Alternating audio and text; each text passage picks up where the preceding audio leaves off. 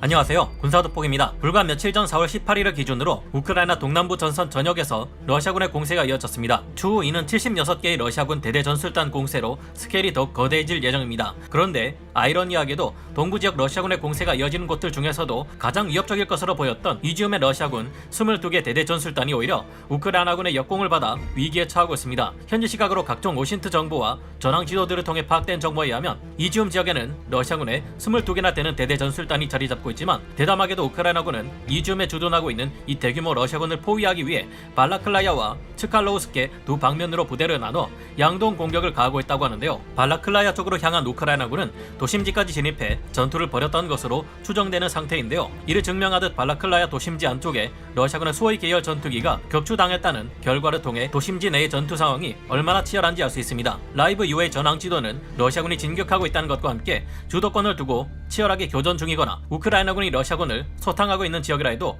붉은색 영역으로 표시하고 있기에 이 지역에서 우크라이나군이 결코 불리하다고 볼 수는 없는데요. 우크라이나군은 개전 이래 가장 위험한 지금 상황에서 어떻게 이지움의 러시아 대군을 상대로 포위에 가둬버리려는 전략을 짜고 있을까요? 지금부터 알아보겠습니다. 전문가는 아니지만 해당 분야의 정보를 조사 정리했습니다. 본의 아니게 틀린 부분이 있을 수 있다는 점 양해해 주시면 감사하겠습니다. 며칠 전 러시아군이 보로바를 다시 점령하기 전에 우크라이나군은 이곳을 습격해 다리를 끊어 이어지는 러시아의 보급을 차단해 놓은 상태입니다. 그럼 현재는 러시아군이 이 지역을 점령했는데 도하작전을 실행해 오스킬 강을 건너면 안 되나 싶지만 그게 어렵습니다. 구글 어스를 통해 해당 지역의 강폭을 확인해보면 무려 1.1km나 됩니다. 이런 곳에서는 도저히 도하작전을 실행하기 어려우며 그 점을 알기에 우크라이나의 특수부대들은 이 다리를 끊어버려 러시아군의 보급을 막으려 한 것인데요. 그렇게 지금 공세를 퍼붓고 있는 우크라이나군이 발라클라야를 탈환하게 될 경우 사실상 이지움에 주둔한 22개 대대 전술단 대병력은 또 보급이 끊긴 채 우크라이나군에 포위되어 갇히게 됩니다. 만약 러시아군이 강력한 공세를 통해 동부 전선의 최대 거점인 하르키우를 점령한다고 해도 이지움으로 이어지는 유일한 보급로인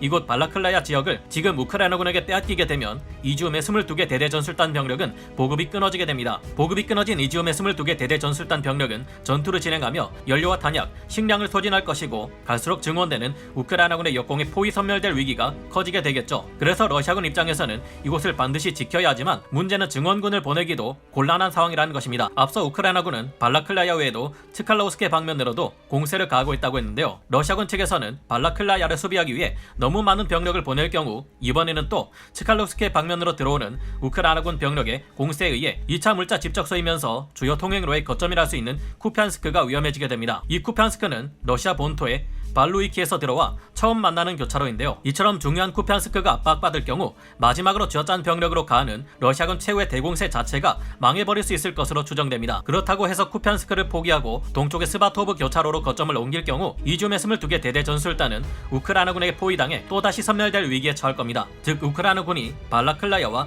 쿠피안스크 둘 중 하나만 탈환해도 이지움의 22개 대대 전술단에 대한 보급이 끊기게 되는 난감한 상황인데요. 그런 만큼 발라클라야 지역의 러시아군은 현재 주둔 중인 병력만으로 우크라이나군의 공세를 어떻게든 막아야 하는 입장이며 쿠피안스크 또한 반드시 사수해야 하는 입장일 것으로 보입니다. 물론 이것으로 이어지는 이지움에 무려 러시아군의 22개 대대 전술단이 자리 잡고 있는 만큼 쿠피안스크와 발라클라야 모두 우크라이나군이 탈환하는 것이 그리 쉽지는 않을 수도 있을 겁니다. 이지움의 전투 상황은 다른 어느 곳보다 동부 전선의 돈바스 전투 그리고 우크라이나와 러시아 전쟁 전체에 미치는 영향이 지대할 것으로 예상됩니다. 그런 만큼 이지움 전투의 상황이 어떻게 바뀌는지 잘 살펴보고 변동이 있을 경우 다시 여러분께 말씀드리겠습니다. 러시아군은 18일 시작한 대대적인 공세에도 불구하고 루안스크주의 크레미나를 제외한 다른 곳들 모두에서 어째 영 전과를 거두지 못하고 있는 상태인데요. 앞으로도 계속해서 러시아군의 맹공을 잘 막아내고 오히려 반격을 가해 전과를 거두고 있는 우크라이나군의 소식을 전해드리겠습니다. 오늘 군사 돋보기 여기서 마치고요. 다음 시간에 다시 돌아오겠습니다. 감사합니다. 영상을 재밌게 보셨다면 구독, 좋아요,